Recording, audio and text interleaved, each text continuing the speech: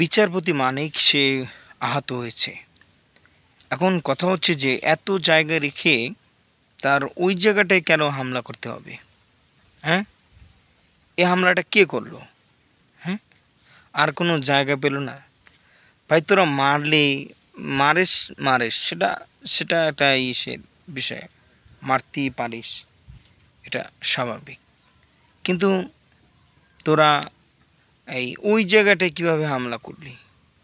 বা এটা ভারতে যাওয়ার সময় হয়েছে কি না, এটা আমি বলবো যে আইনশৃঙ্খলা বাহিনীকে খতিয়ে দেখার জন্য, যে তার ওই বলের উপরে কীভাবে হামলা হলো এবং এই বল কীভাবে আক্রমণ শিকার হলো। হ্যাঁ, এবং এই বলটা সেফ রাখার জন্য এখন কোন ধরনের ব্যবস্থা গ্রহণ করা যায়, এটা আমি বলবো যে এটা আইনশৃঙ্খলা বাহিনী এটা দ্রুত গতিতে এটা যেন করা হয়। সে যেহেতু স্বৈরশাসকের একজন বিচারক ছিল, বিচারাদি সে করেছে, সে একটু অন্য টাইপের মানুষ ছিল, আর সে তো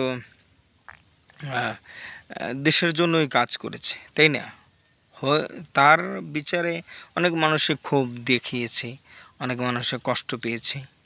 এখন সে তো কষ্ট দিয়েছে, সেই করেছে, সে উপস্থাপিকাকেও অপমান করেছে, অনেককেই অপমান করেছে, তার উপরে ক্ষোভ থাকতেই পারে, এটা স্বাভাবিক।